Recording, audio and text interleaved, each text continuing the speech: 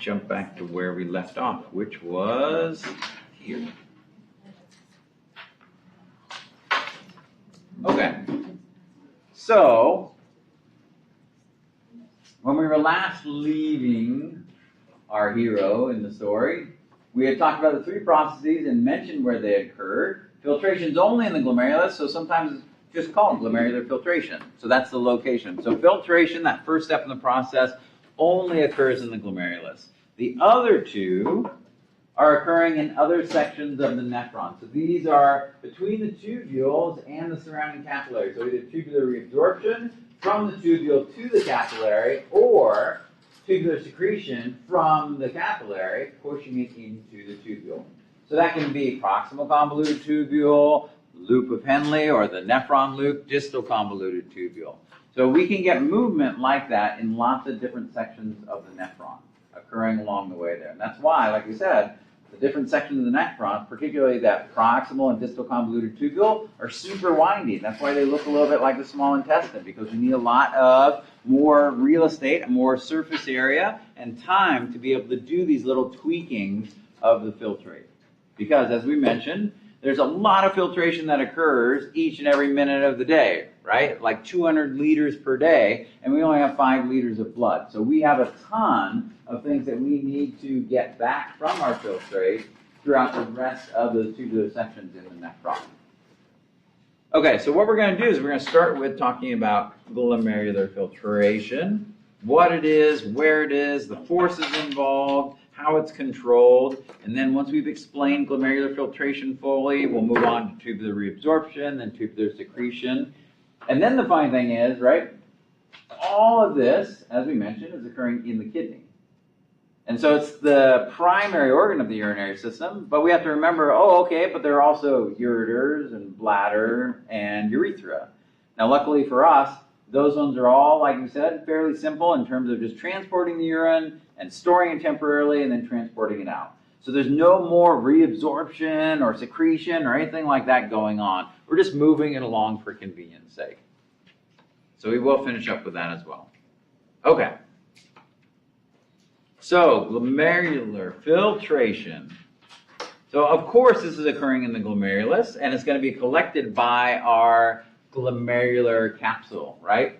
Now do remember when we're talking about this filtration, and that's the reason I keep highlighting this coffee filter, right? The coffee filter, if we're making like drip coffee or something like that, does not select between good things and bad things, right? There's no like moral compass to it or anything like that. Filtration is a size selective process. It all depends on the largeness or the smallness, right? The size of what's going through the filter. So small things are going to go through the pores in the filter, and big things are going to stay in the filter, right? So that's the same thing when we're talking about glomerular filtration as well. And just like making coffee, it is fluid pressure that is pushing things through the filter, okay? So even if you have like a French press or something like that, you're also doing fluid pressure. You have that, in fact, you're changing the volume, right? You see that as you're pushing that down, it's actually pushing that through the filter. So same thing is happening here. Big things are going to stay in the blood, small things are going to pass out. So our biggest things are things like cells and plasma proteins. So remember that this is our filtration membrane, which is made up of the wall, the fenestrated wall of our capillary, right? Our basement membrane, and then those little toe-like extensions of the podocytes, right, of our foot cells.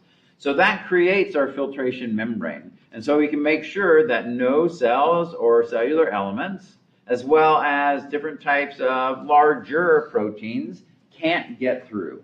Smaller proteins and subunits of proteins, like amino acids and things like that, those can drop through. Ions can definitely drop through. Those are smaller than molecules. And water. Water is a small molecule. It also can get through this filtration membrane. Okay? Okay. So now how do we get things to go through that membrane? So whether it's a coffee filter, whether it's like a cheese slicer or something like that, or a cheese grater, right? In order to get it to go through those holes, you have to apply some pressure. So what are the pressures that are going to be involved that are driving this glomerular filtration? Now the pressures are going to be the same ones that we learned about when we were learning about the movement at regular cardiovascular capillaries, right? So in regular capillaries, we saw that there was movement out of the capillaries, right? Fluid movement out of the capillaries at the beginning, and then there was reabsorption by the end. In this case, with the glomerular capillaries, we know that they're quite specialized so that we have only the net outward movement of fluids and small solutes of these capillaries. We have no inward movement. Now, why is that? Now, remember we highlighted the fact that the afferent arteriole has a much bigger diameter than the efferent arteriole. So we've got more inflow compared to outflow. That means that there's going to be a backup here inside of that glomerular capsule. So due to that increased pressure, what we have is we have a really relatively high blood hydrostatic pressure. So GC is like glomerular capillaries and HP is hydrostatic pressure. So hydrostatic pressure is basically blood pressure. So we still have blood pressure as the main driving force pushing things out of these capillaries, but this is much higher than what we saw before, right? When we saw before in like the regular capillaries, it was maybe half that. It was like 25 or 30 millimeters of mercury. Now we see it's up at 55 millimeters of mercury. And the reason is that we have, like we said, more blood that's being delivered into the glomerulus than can be quickly drained out of the glomerulus. So it's just trying to go wherever it can, and so it will exit the capillaries as well. So we have a high amount of hydrostatic pressure pushing the fluids out. We do have some opposite kind of pressures that are trying to draw fluids back in. This is osmotic pressure because we know, right? Just like in regular capillaries, albumin is trying to draw fluids back in. Because there's fluid out here, there's the capsular space, hydrostatic pressure that's also trying to push back in. But when we look at those, right, 55 millimeters of mercury pushing out, subtracting maybe 45 sum total of trying to push back in, gives us a net filtration pressure, a net outward pressure of plus 10 millimeters of mercury all the time, okay? So we still have the same forces that are working against each other, but because we have such a big afferent arteriole, allowing a lot more blood in there, we have a higher hydrostatic or blood pressure that's constantly making this filtrate leave the capillaries, okay? So in summary, glomerular filtration, the major force behind it, if we look at it in sum total, is blood pressure or blood hydrostatic pressure.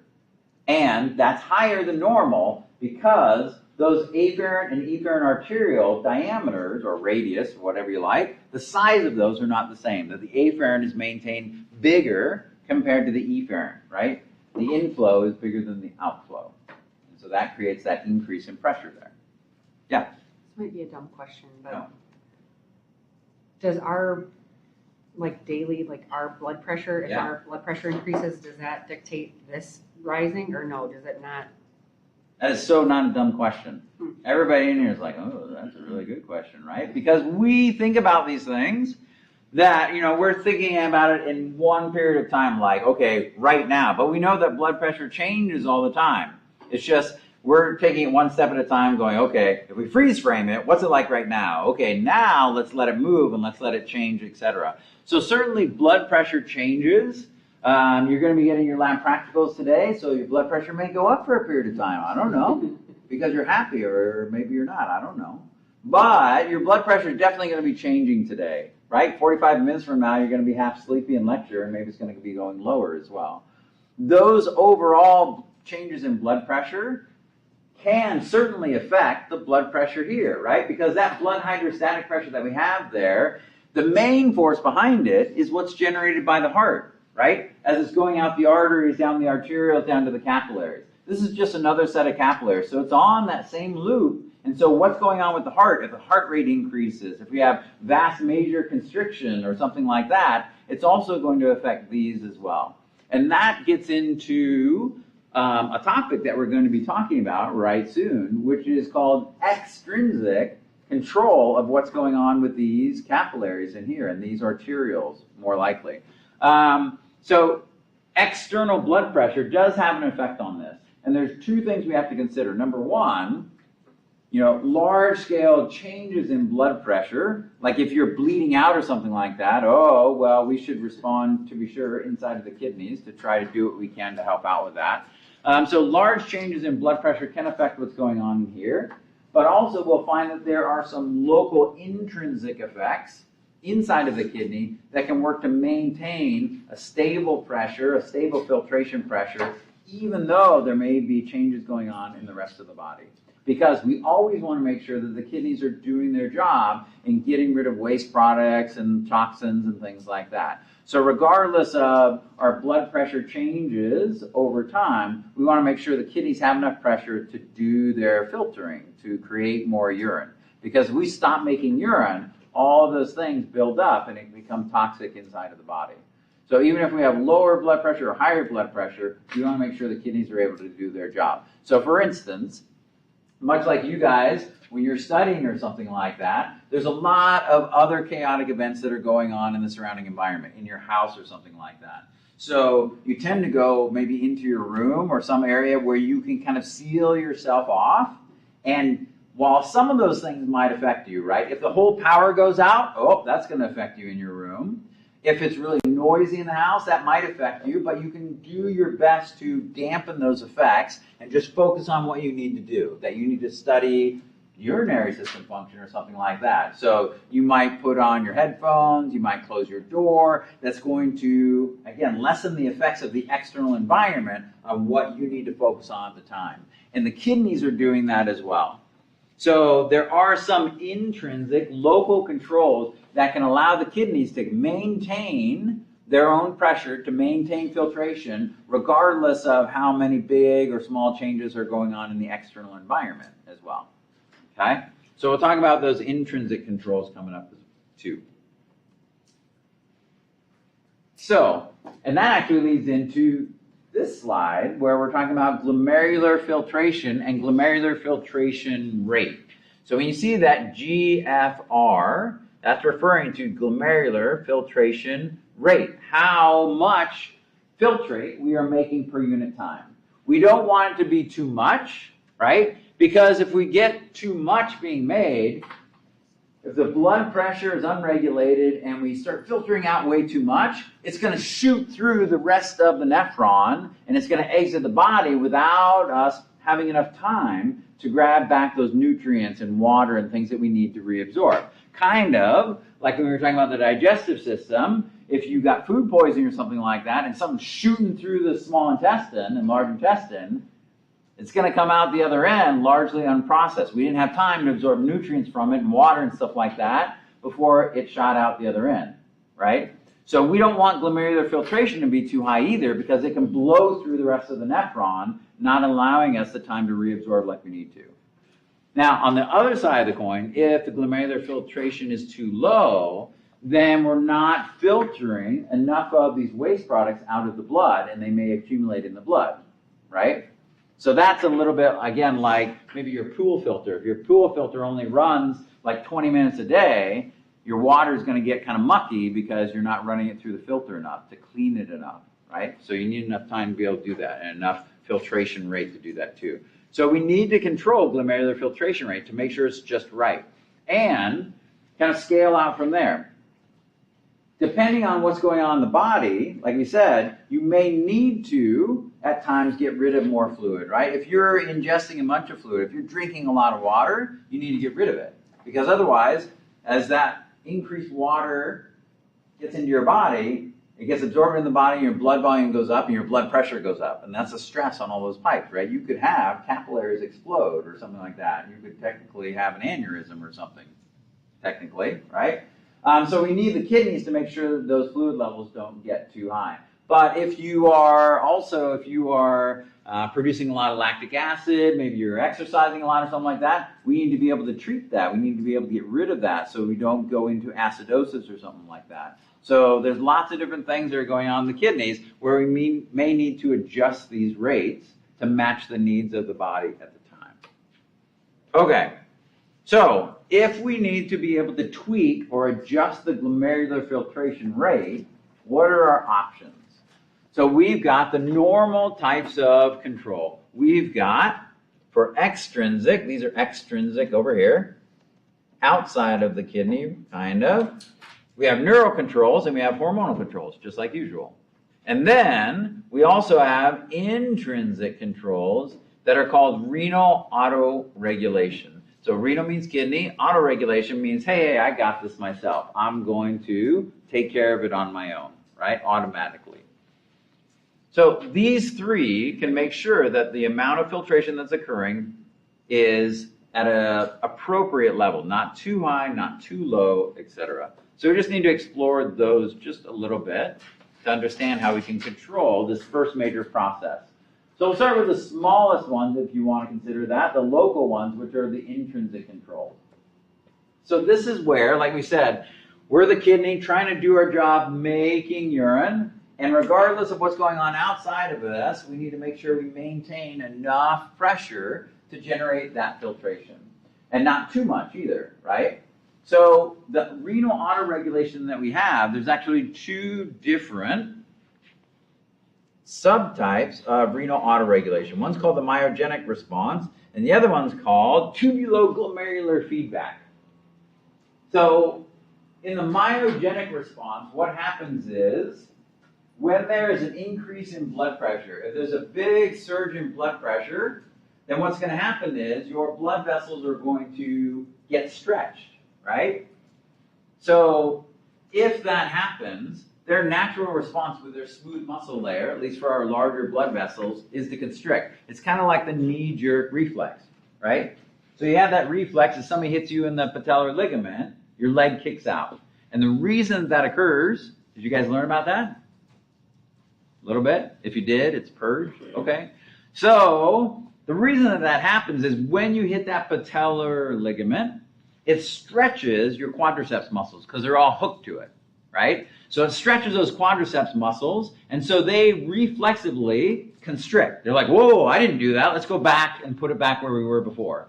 So those constrict, if you remember, with your quadriceps muscles, when those shorten, then one of the functions is it flexes the hip joint, but it also extends the knee, so your leg kicks out, okay? So those muscles involuntarily were stretched, and they're like, whoa, what was that? And they contract in order to go back to the original size, right? Same thing happens in terms of the smooth muscle walls of the arterioles. So myo means muscle. So this is a response that comes from the muscle, the smooth muscle in the tunica media of these arterioles. So if there's a big surge in blood pressure and blood flow, the arterioles are going to get stretched, and they're going to be like, what was that? I didn't do that. And they're going to constrict in order to try to maintain their original size, okay?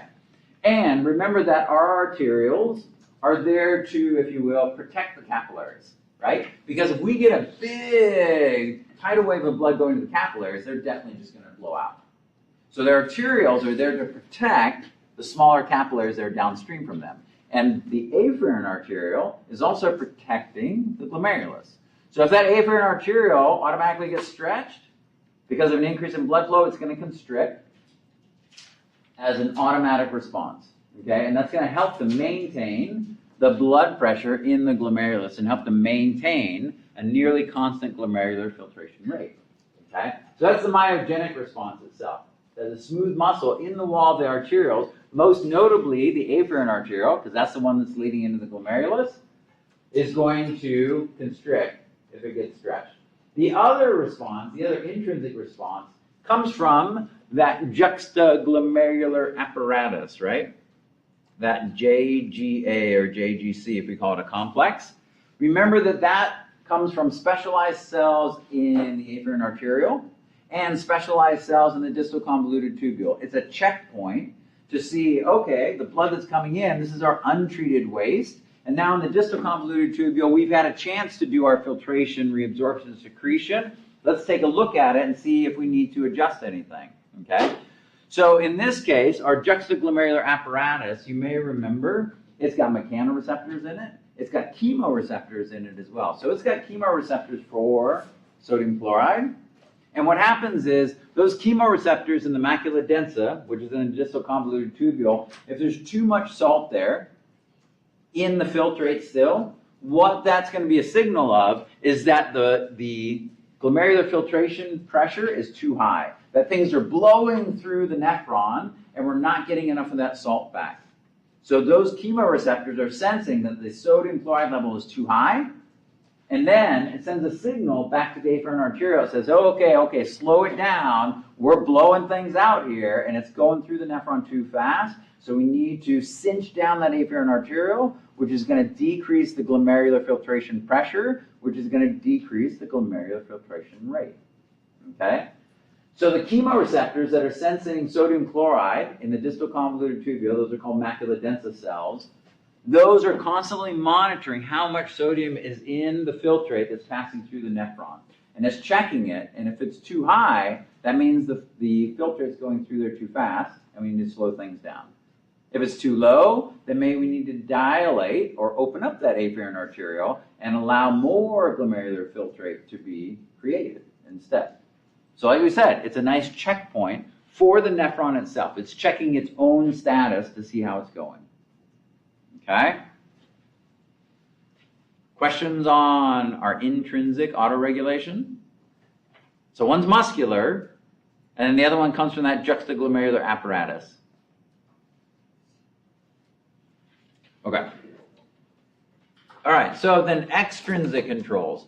Extrinsic controls are going to be, in some ways, similar to what we've seen before. Remember when we were talking about cardiovascular system and how we said the sympathetic nervous system can cause blood vessels to constrict, right? Which drives up blood pressure. Well, the blood vessels inside of the kidney, renal artery, segmental artery, renal veins, things like that, they all are subject to that same response. So if there's a big stress response where there is epinephrine, right? If there's adrenaline in the system, all of the different arterioles and arteries and veins and venules are going to respond, and they're going to constrict, and that's going to increase blood pressure. So that extrinsic control, the blood vessels inside of the kidney are not immune from that. They also will respond. And so if, for instance, right, in an extreme case where, you know, our leg got bitten off by a bear, and we are going into hypovolemic shock because we're losing blood all over the place and our blood pressure is dropping, all of the blood vessels in the body, including those in the kidney, are going to constrict and try to boost up blood pressure as much as we can, right? So they're going to help out if we get to that level of kind of an emergency, right? Because if you don't survive that attack by the bear, well, it doesn't matter if your kidneys are working anymore because you're dead, right? So in, you know, low-level changes of blood pressure, the kidneys are like, yeah, don't bug me, I'm just doing my job here, okay? But in extreme cases, like an extreme emergency where there's a big pulse of epinephrine, right, or adrenaline, then they'll also be affected, and we'll find that some of these blood vessels will be either constricted or dilated, depending on what's going on with the body. So they still respond to that as the brain dictates it, okay? Okay, so we have sympathetic nervous system that is going to be controlling it. And then we also, we also have, this is going to be nervous control, right? There's our nervous control. Then we also have hormonal control. So the hormonal control is what's listed at the end here. So hormonal control. So this is called the renin-angiotensin mechanism. It's also called the renin-angiotensin aldosterone. I'm sorry that wasn't on there to begin mechanism. So sometimes it includes just renin and angiotensin, but often it includes this aldosterone hormone as well. Because what happens here is that this is another mechanism where, again, hormones are going to affect, outside of, like we said, like epinephrine and things like that, hormones are going to affect the kidney function. So what can happen is, let's say we're in a situation where, again, for instance, the blood pressure in the body has dropped. Maybe the fluid volume has dropped, maybe the sodium chloride levels have dropped, but we have a drop in blood pressure. The kidneys can respond to that by releasing this chemical called renin. And so when renin is released, it goes into the bloodstream and it activates a protein that's called angiotensinogen produced by the liver. It activates it into angiotensin. You see how we got rid of the O gen when we activated it? Then the lungs are involved. It gets converted into angiotensin 2. The key aspect, though, is that we are making a chemical messenger that then communicates with the adrenal glands. The adrenal glands are sitting right on top of the kidneys, as we may have seen in the lab, and they release a hormone called aldosterone. And aldosterone, its effects are on the kidney, and it causes the kidney to increase the reabsorption of sodium. And we know that the movement of sodium often drives the movement of water. So when we reabsorb more sodium in the kidney, in that process of reabsorption, right, in the tubules, as we pull back more sodium, water tends to follow it. So when we reabsorb sodium, we're going to then reabsorb some more water, and that's going to increase our blood volume, which is going to increase our blood pressure, which is going to help out with our original problem like that. Okay? So this is also, there's our renin, like we were talking about. Here's our angiotensin that we were talking about, and here's our aldosterone. So sometimes that's also referred to as the RAS mechanism like this, renin, angiotensin, aldosterone system. So sometimes you'll see it written like that as well. So this is a hormone that affects blood pressure by affecting the kidneys, right? So when aldosterone is released, it's going to tell the kidneys to reabsorb more sodium. The water is going to follow that sodium that we're reabsorbing, and that's going to work to increase blood volume and blood pressure. Another interesting aspect about this that we'll see coming up in the next chapter is that angiotensin 2 that becomes activated also causes the release of another hormone called vasopressin. It's also known as antidiuretic hormone. So antidiuretic hormone basically is like a no-pee hormone. This is going to tell you to reabsorb more water in the kidneys, and it's also going to be working as a vasoconstrictor. So that's also going to help with increasing blood volume and blood pressure. So you can see it hits it twofold. We reabsorb sodium from aldosterone, and we reabsorb water to follow the sodium under the influence of that antidiuretic hormone. So these are hormones that affect kidney function, that control and modify what's going on in the kidney. Okay? So those are our 3 levels of control. I think that's one of our different short answer questions that's in bold or whatever in the exam objectives. We talk about the 3 levels of control. Extrinsic control, which is both neural, sympathetic nervous system, and hormonal, like we just talked about. And then there's also that intrinsic system, like we were talking about. The myogenic response as well as the juxtaglomerular apparatus. Okay. So, what we've been doing is we've been focusing on glomerular filtration, the first step in the process, because that's where we make the filtrate that then is going to potentially be reabsorbed or secreted into and things like that. So we said glomerular filtration occurs in the glomerulus. We said the main force behind it is blood pressure. And in fact, increased blood pressure because of that afferent arterial being larger than the efferent arterial. And in terms of what gets filtered, what are the things that stay in the blood, the big things? What are some big things in the blood, like we were saying? Large proteins, cells, red blood cells, white blood cells, platelets, stuff like that. What are small things that are getting through the filter and ending up in the filtrate? Ions are some of the smallest ones. Water, there's tons of water that is, right, making up the urine. Ions, small molecules, amino acids, glucose, things like that, are making it through the sieve, making it through the filter, and ending up in the filtrate. Okay? Okay. So questions about filtration. So you can see there's a lot of control mechanisms having to do with filtration, because whatever we do with filtration, that affects how much reabsorption we have to do, how much secretion we have to do down the way. So it's the first step in the process. So whatever we do with that one affects everything downstream. So we have a lot of control mechanisms for filtration. Okay. So then what we'll do is we'll move on to tubular reabsorption. We've now created the filtrate. It gets collected by the glomerular capsule, and now we start routing it through the rest of the nephron. proximal convoluted tubule, the loop of Henle or the nephron loop, and the distal convoluted tubule. So the first thing that we have to remember is that tubular reabsorption is where we're taking it from the tubule and we're putting it back into the bloodstream, right?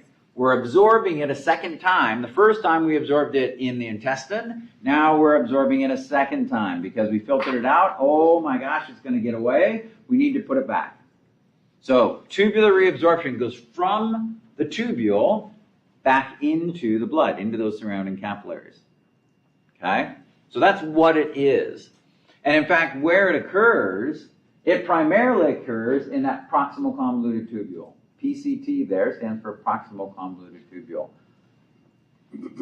And we know that the proximal convoluted tubule, those cells in the proximal convoluted tubule have tons of microvilli in them. We'll in fact see that in the microscope coming up. And so they do a lot of this initial reabsorption and secretion because they're the first section of the nephron that's getting this fluid.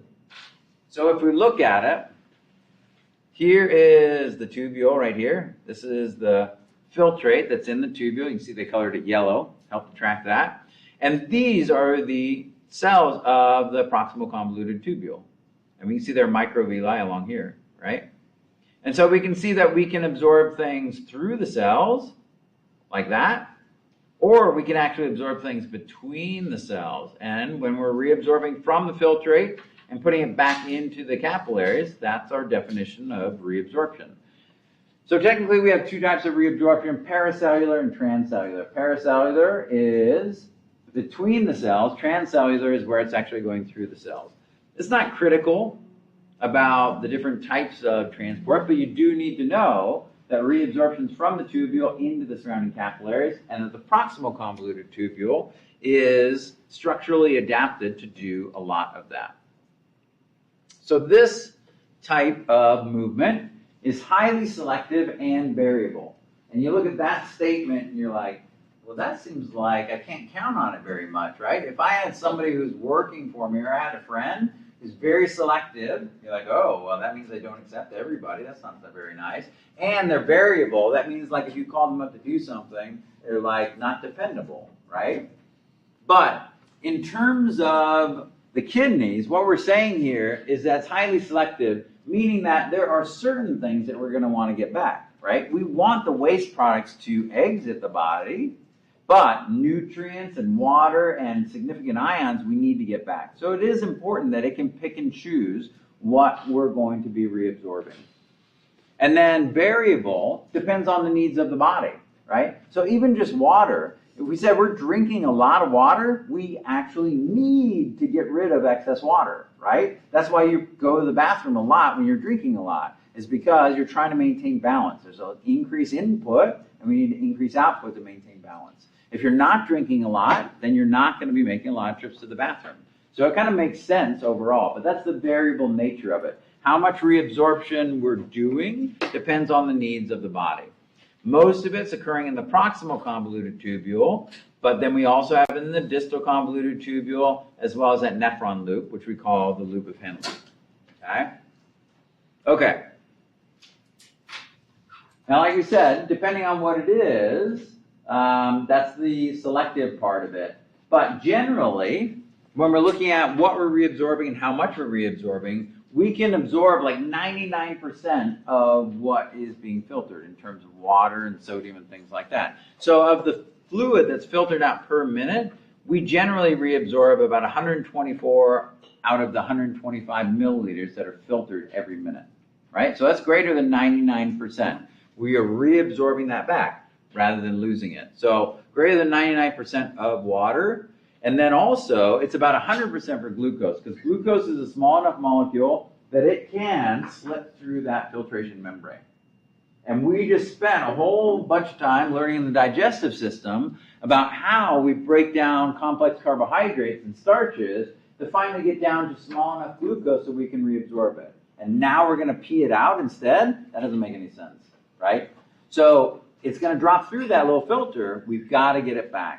So there's a really high efficiency for reabsorbing glucose out of the urine as well. So in a normal everyday situation, if you were to do a urine sample, and we're going to be doing some urinalysis on Wednesday, what we're going to find is there should be no glucose in the urine. Now that being said, coming off of Easter weekend, you probably ate way more candy than you should have. You overloaded your system with glucose, right? Finely processed sugar. You don't even have to really break it down. It's ready to go and be absorbed. And so your glucose levels were actually probably much higher than they should have been.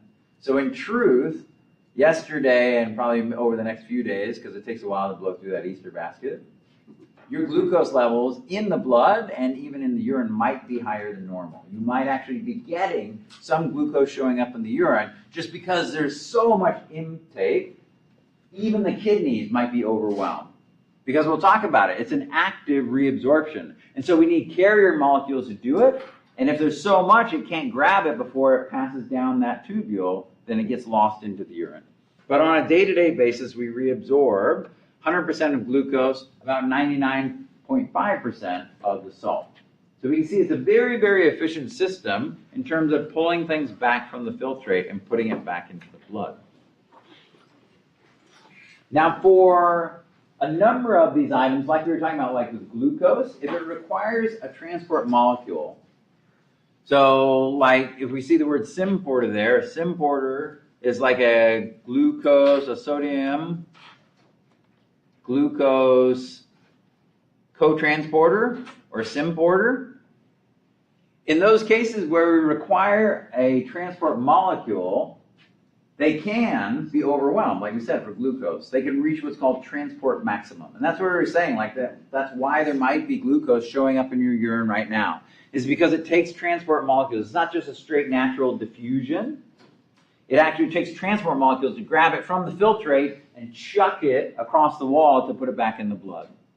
And so if you've ever seen that classic I Love Lucy clip where they're working in a chocolate factory, that's exactly the situation. There's a ton of glucose that's coming down the pipeline there, and it's coming so fast that some of it is making it past them. They're doing what they can to grab it, right? They're stuffing it down their shirts and putting it in their hat and they're eating it. But it's still, there's so much coming down that it's still making it at the end of the belt, right? And that's the same thing that can happen in your tubular system, right? Those transporters can get overwhelmed, and so we find that there can be what's called a transport maximum for things like glucose. There's a maximum amount that you can get per unit time. Now, interestingly enough, right, so we said that glucose and amino acids and things like that are going to be transported, so we may reach tubular maximums for those nutrient molecules. For sodium, sodium is actually the exception for a tubular maximum. Sodium is so important, not only itself in terms of, right, action potentials and things like that, but also helping to move water, because wherever sodium moves, the water tends to follow. It's so important that for sodium, we actually don't have a transport maximum. If we are having all of our different sodium carriers filled, then we'll just make more. And in fact, that aldosterone that we talked about in the hormonal control, that's the role of aldosterone. If we need to reabsorb even more sodium, that hormone, aldosterone, will come out and it will tell the tubules of the kidney to make more of those protein carrier molecules to transport more sodium. Okay? So those cells will reorganize themselves. They will make more of those protein carriers to reabsorb more sodium if necessary, because sodium is so important. But for other things like glucose and amino acids, those things can have transport maximums like that. Okay. A small aside, as we were talking about things that get overwhelmed, generally, if we have up to about 200 milligrams per milliliter of glucose in terms of our concentration, if it's below that, our reabsorption system can handle it, and no glucose is showing up in the urine. But if it gets above that, like we said, like you're having meals of straight Easter candy, then you can get what's called glucosuria, where glucose is showing up in the urine itself. And that is something that is common, unfortunately, in people with diabetes, right? So diabetes is where there's two types of diabetes. And so type 1 and type 2. Type 1 has to do with those cells in the pancreatic islets that release insulin. Insulin's job is to store glucose from the blood in the liver and in the skeletal muscles. So after a meal, when you have lots of high glucose levels, we want to save it for later on, right? So that you, after 3 or 4 hours of not eating, we can still put glucose in the blood. You're not getting hypoglycemic, right? So you don't have to eat every hour or whatever. But for those people that have like type 1 diabetes, those cells in the pancreas that make insulin are being attacked, like an autoimmune disease. And so we're not making enough insulin, so the glucose levels go all over the place. We're not storing it and pulling it out of the blood as properly as we should. So that's why they'll do tests. I mean, there are direct tests of glucose levels in the blood, but you can also test it in the urine and see that it's not being regulated well, that we're losing a lot, etc. Okay. So we're talking about reabsorption and how for a number of things like our glucose and our amino acids and sodium, we have these pumps that are going to pull it across again, right? So we have like sodium, potassium pumps where we can reabsorb sodium going in, and then, in fact, potassium gets secreted. And then there are those co-transporters, sodium, glucose co-transporters, etc. So there's lots of different ways that we reabsorb sodium. In terms of water, so this is for sodium. In terms of water reabsorption, the main way that water is reabsorbed is through osmosis. Right? Just like in the digestive system, when we need to absorb fluids from what we drink and what we eat, it's just osmosis that's bringing it across. But with osmosis, it has to do with osmotic pressure. So how many solutes we have over here versus over here can draw the water one way or another, right? So if we have 100% water over here, it's all water. And then over here, we have a mixture of like 99% water and then some salts with it. That produces a gradient of water. There's a water concentration gradient. It's 100% over here. It's like 95% or 99% over here. Water is going to diffuse from wherever it's high to wherever it's low. So the more solutes, like sodium, we put in with the water, that then creates a gradient that more water is going to follow those solutes. So water only moves via osmosis, but osmosis is influenced by those solutes as well. Now the osmotic reabsorption of water that occurs within the nephron is 2 types. There's one type that's called obligatory water reabsorption. So obligatory water reabsorption, if you're obliged to do something, you have to, right? Like if you want to go to the movies and your parents say, oh, yeah, you got to take your little brother, right? You have to do that if you want to go to the movies. So obligatory water reabsorption is what is occurring that when we have to reabsorb water so that we don't become this dried out husk, right? Because like we said, we're having 200 liters of fluid that's being filtered per day, and we only have 5 liters of blood. So we need to get most of that back, right? Like 99+% of it back. So obligatory water reabsorption is just getting water back to maintain fluid levels in the body. Facultative water reabsorption is a type of optional reabsorption. Optional water reabsorption that's under hormonal control. So obligatory water reabsorption is occurring like in the proximal convoluted tubule and that nephron loop and stuff like that. Facultative water reabsorption is at the end, like when we get to the distal convoluted tubule and the collecting tubule. And at that point, it's kind of like that large intestine where it's like, oh, do we need any of this extra water? Should I pull more water from this, or are we good? Should I let the remaining amount of water go? So there's this small fraction, like, 5 to 15% of the water that's going through these tubules that can be optionally or facultatively reabsorbed if we need it. So if we're well hydrated, guess what? We actually need to get rid of it. If we're dehydrated, we need to hold on to extra amounts of water. So we use this facultative water reabsorption under the control of antidiuretic hormone to reabsorb even more water. Okay? So that's some of what we're seeing here, right? So here's our simplified nephron again. So we see our filtrate being created, and we see right at the beginning, we see some of our obligatory water reabsorption, where water is following the sodium reabsorption, and that kind of continues. So about 80% of our water reabsorption is obligatory water reabsorption that occurs in our first tubular segments. Then finally, that remaining 15 to 20% is under hormonal control, and that's occurring in our last parts, like the distal convoluted tubule and the collecting tubule. And that part, that last 20% is under hormonal control instead. Okay? Okay.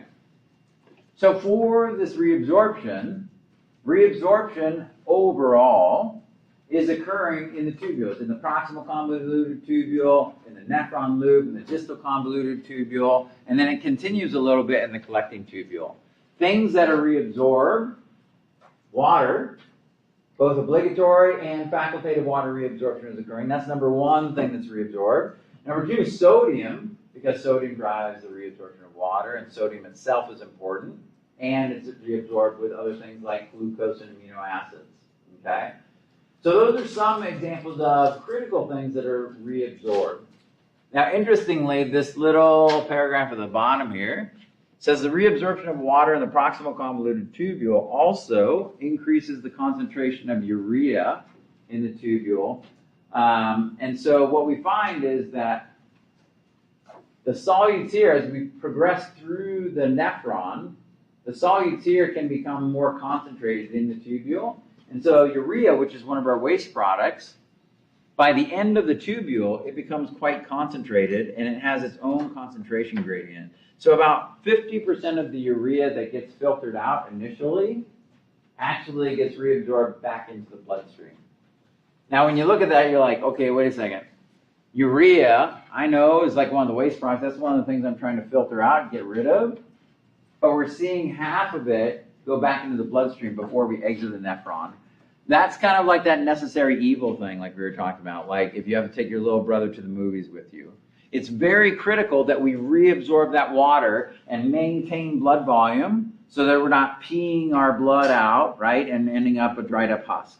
And so the importance of that water reabsorption is so high, we're willing to take back even some of that urea as a result of it. Now, this process is occurring all the time, and so even getting rid of 50% of the urea in the nephron, in the kidneys, is enough to keep those waste product levels down.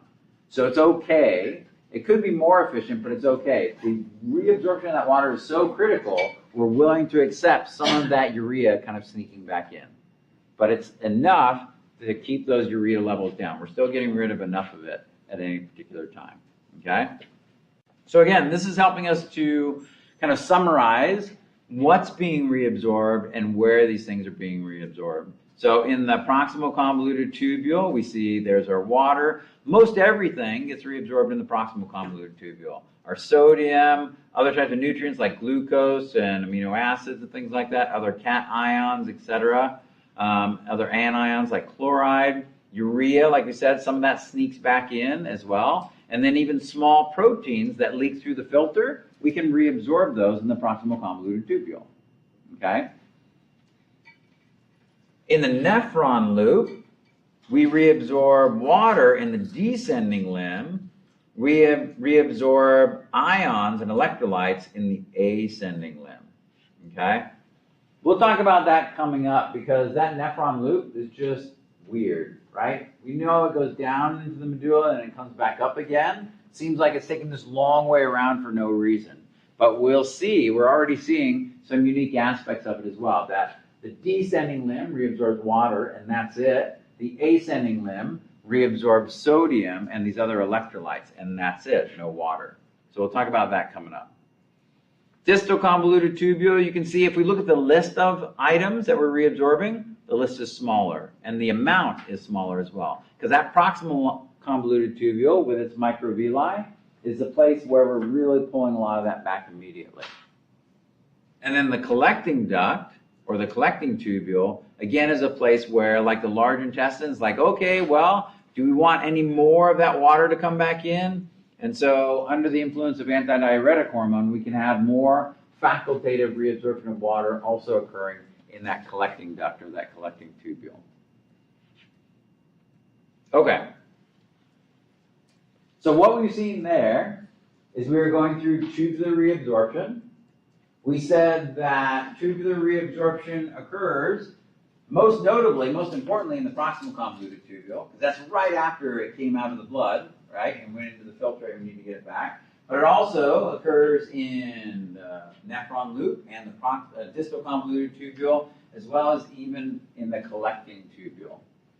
And then we talked about a few things that are reabsorbed as well. Water and sodium are really big ones, but there are also nutrients that are coming back in, urea that's coming back in, etc. Okay? So that's tubular reabsorption from the tubule back into the bloodstream, into the surrounding capillaries. Questions? All right. Last one is secretion. Secretion is a bit easier because there's only a small handful of things that we secrete into the filtrate. So first thing is we have to define, okay, what is secretion? Secretion is where we have additional substances like solutes that we're pushing from the capillaries into the filtrate, into the tubule, okay? So these are things that maybe they were attached to a plasma protein that was too big and it couldn't get filtered out to begin with, but we need to get rid of it. Or we did filter some of it out, but there's a whole bunch extra and we need to push some more out into the urine, into the filtrate, okay? So tubular secretion, like you said, can come into play when we need to get rid of other items, most notably potassium ions, this, and hydrogen ions, this, okay? So those are the two main things that we are looking to secrete. So in fact, there is, you guys know, as we mentioned already, there's a sodium-potassium pump, right? So 3 sodium go one way, 2 potassium go the other way, 3 for 2, 3 for 2. So that's one of the main ways that we reabsorb sodium. But when we're reabsorbing sodium, we're also secreting potassium. So it's a twofer, right? So if we need to get rid of potassium, we can use those sodium-potassium pumps to get rid of it. That sodium-potassium pump can also be a sodium-hydrogen pump, like that. And so in that way, every time we're reabsorbing sodium, we're kicking out hydrogen. So that's really important in terms of pH, right? Because the amount of free hydrogen that we have floating around in our fluids affects pH. The more free hydrogen we have floating around, the more acidic. And the less, the more that hydrogen is bound up or we've secreted it out, the more alkaline or basic, okay?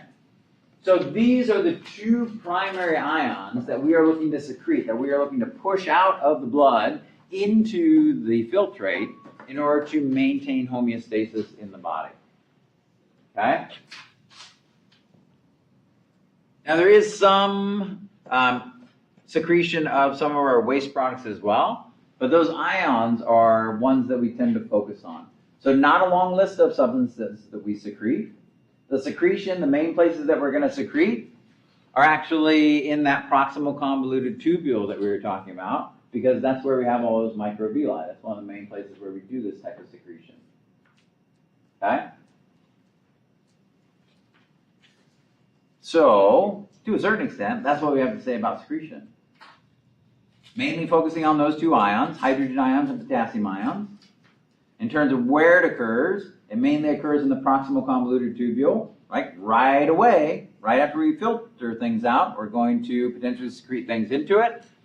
And that process is moving it from the bloodstream, from the capillaries, into the filtrate, into the tubules, so that we can pee it out effectively.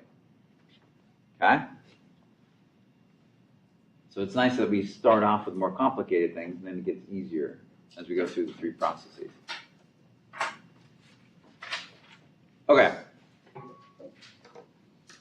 So now, what we're going to do is we are going to explain, we're going to get into explaining what happens in terms of those weird nephron loops, okay?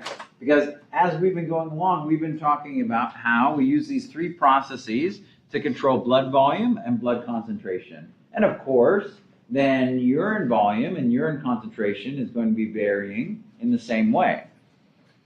But one of the ways that we're able to create very dilute high volume urine and very concentrated low volume urine is using those nephron loops.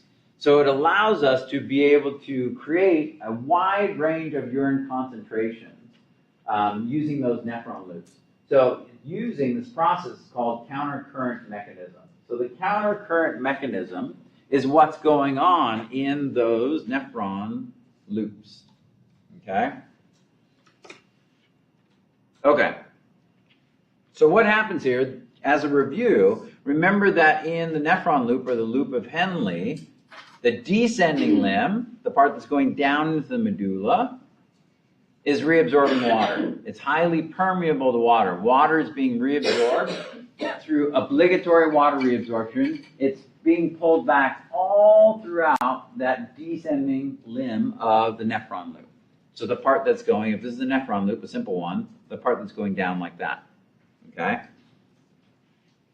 When we get to the ascending limb, that's this part, we have sodium chloride that's being reabsorbed instead. So on this part, we're reabsorbing water, like that. And on this part, we're reabsorbing things like mainly sodium, and then chloride tends to follow. So here's our tube like that. Okay? So the two parts of the nephron loop reabsorb different things. The descending part, we reabsorb water, and the ascending part, we reabsorb sodium. Now, when I am drawing that out there, you can see how like it's a really big loop like that. But in fact, these tubules inside the kidney are right next to one another. And so what we find is that the flow that we're seeing through that nephron loop, as it goes down and comes back up, you can see how it's flowing in different directions. And that's part of what part of the reason why we call this a countercurrent system here, is that those movement of fluids through the nephron loop are going to help to create this different concentrations of urine as we're going through it. So take a look here. This is where we're talking about one nephron loop. Here we're kind of taking a step back and where those nephron loops are existing. So here's a nephron. Here's our proximal convoluted tubule going down to the descending limb. Here's our ascending limb. So we can see it goes down into the medulla like that. Now the tissue inside of the kidney changes concentration from the cortex out here to the medulla. It starts out at about 300 milliosmoles. So osmolality is the concentration of fluids, has to do with how much water we have and how much solutes, right, in a mixture. And so the blood is about 300 milliosmoles, and when we're filtering it out, the filtrate is about 300 milliosmoles as well. But look at this trend as we get deeper and deeper into the tissues of the kidney, from the cortex down to the medulla. See how it starts out at 300 milliosmoles, and then as we get down here, it ends up at 1200 milliosmoles. That's 4 times as concentrated down in the deeper parts of the kidney compared to the superficial areas of the kidney. So we're starting to see that these nephrons and those loops are within this concentration gradient that's inside of the kidney. And in fact, the renal loop that we see here is creating that gradient. Okay? All right, so what we're seeing, let's follow maybe this filtrate as it gets filtered out and collected, and as it then goes through the nephron. So as it gets filtered out, it goes into the proximal convoluted tubule, and it's about 300 milliosmoles, the same as the concentration of the blood, okay? As this fluid is going down the descending limb, we're reabsorbing water. We mentioned that, right? Descending limb reabsorbs water, obligatory water reabsorption. Well, as we're pulling water out of that solution, what's happening with the solution? It's becoming more and more concentrated, right?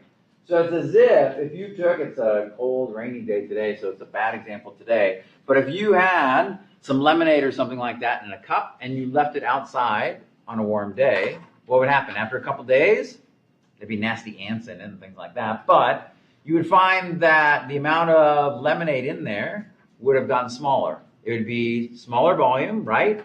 And it would be more concentrated, because what would happen? The water would be removed via evaporation. And so what's left over is those solutes and a very small amount of water. That's what's happening in the descending limb of the loop of Henle. We're removing water, and it's becoming more concentrated like that, starting at 300 milliosmoles and ending up at 1200 milliosmoles.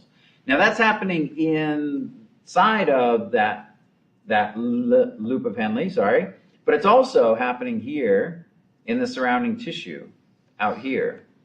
Okay? So as we get down to the bottom of that loop of Henle, now we're going up the ascending limb. And as we're going up the ascending limb, we see the concentration becoming more dilute again. Because on the ascending limb, what are we doing? We're reabsorbing sodium chloride. So as we're reabsorbing these solutes out of the ascending limb, it's becoming more dilute, right? Less concentrated again, because we're reabsorbing those ions out of it. So on the one hand, you're like, okay, so we made it concentrated, and then we made it less concentrated.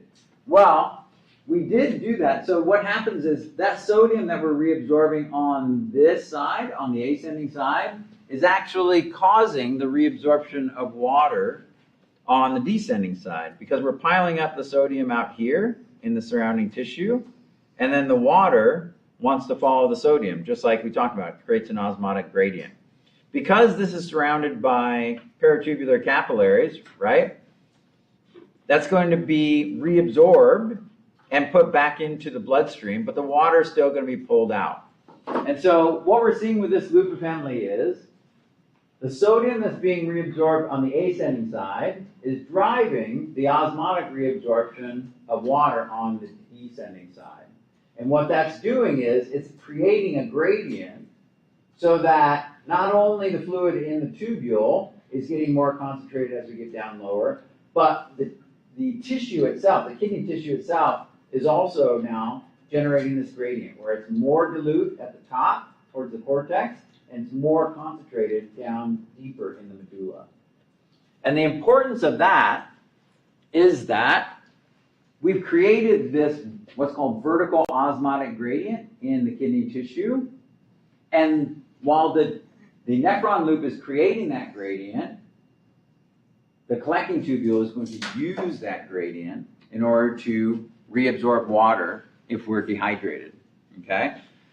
So take a look here. So we have the filtrate. It goes into the distal convoluted tubule now, and it goes into the collecting tubule.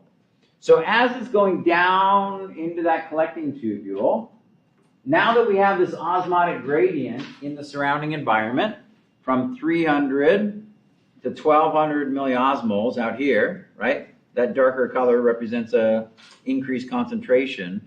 Now as the filtrate comes out here, it sees all of those solutes out here, and it wants to follow them. And so, under the influence of antidiuretic hormone, the collecting tubule will insert these little channels that are called aquaporins into the membrane, and it will allow the water to pass through those channels and be reabsorbed through osmosis.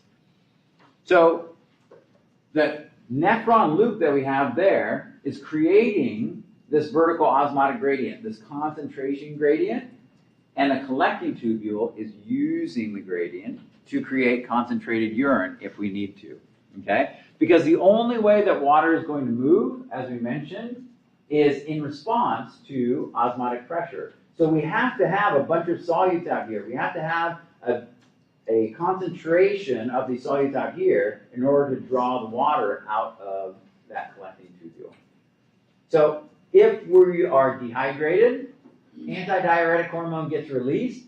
We insert these little aquaporins into the walls of the collecting tubule, and water will leak out into the surrounding tissue, be picked up by the blood, and what we get is a very low volume, not much, but high concentration urine being produced.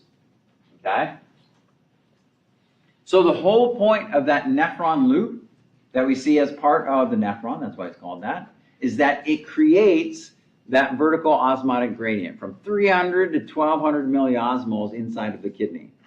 And that allows the collecting tubule over here, collecting duct, to use that gradient to reabsorb water if we need to. Now, of course, if we don't need to reabsorb water, if we're very well hydrated, then we won't release antidiuretic hormone. These little aquaporins won't be created and inserted in there, and the water will just shoot down the collecting tubule. It can't go out because it doesn't have any of those aquaporins to let it out. So it's going to have to stay in the collecting tubule, which means it's going to get peed out and released from the body. So that whole nephron loop that we were talking about there, its whole job is to create that gradient so that the collecting tubule can use the gradient to produce concentrated urine when we need to. Okay? If we didn't have that nephron loop, okay, we're almost done. If we didn't have this nephron loop, what would happen is we'd have the filtrate here at 300 milliosmoles. This would all be 300 milliosmoles out here.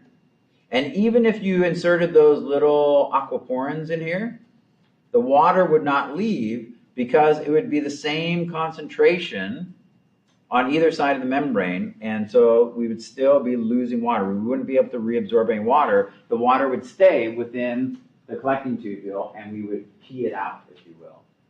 So we have to have that nephron loop to create that concentration gradient so that we can reabsorb water in the tubule if we need to. Okay? All right. So we're not quite done with the urinary system because we haven't talked about ureters and bladder and stuff like that, but those are really easy.